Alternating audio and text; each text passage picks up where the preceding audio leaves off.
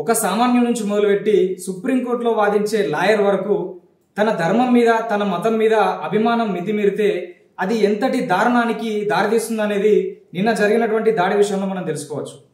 మామూలుగా ఎవరికి కానీ మనోభావాలు దెబ్బతిన్నప్పుడు కానీ ఏదన్నా అన్యాయం జరిగినప్పుడు కానీ వాళ్ళ సమస్యను పరిష్కరించుకోవడానికి న్యాయస్థానాలు ఉన్నాయి, చట్టాలు ఉన్నాయి. సో వాటి ద్వారా పరిష్కరించుకోవచ్చు.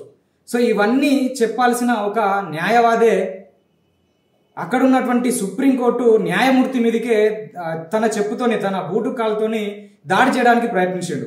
అంటే ఇక్కడ మనం తెలుసుకోవాల్సింది ఏంటంటే దేశంలో చట్టాల కంటే, న్యాయస్థానాల కంటే, ప్రజాస్వామ్యం కంటే ఒక మతం మీద, ఒక ధర్మం మీద అభిమానం మితిమీరుతుంది.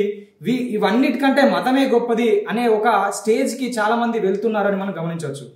సామాన్యులు మామూలుగా నిరక్షరస్తులు కాదు, నార్మల్ పీపుల్ కాదు, లా చదివినటువంటి ఒక న్యాయవాదే ఇంతటి దారుణానికి ఒడిగట్టాడు.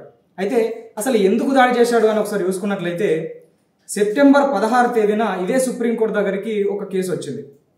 ఏంది అంటే మధ్యప్రదేశ్లో ఉన్నటువంటి ఖజురహో దేవాలయాలు ఉంటాయి. సో దాంట్లో చాలా వరకు అయితే దాడికి గురైపోయినాయి. ఒక 20 దేవాలయాలు ఉన్నాయి. దాంట్లో కొన్ని దేవాలయాల దగ్గర విష్ణుమూర్తి విగ్రహాలు ధ్వంసమైనవి.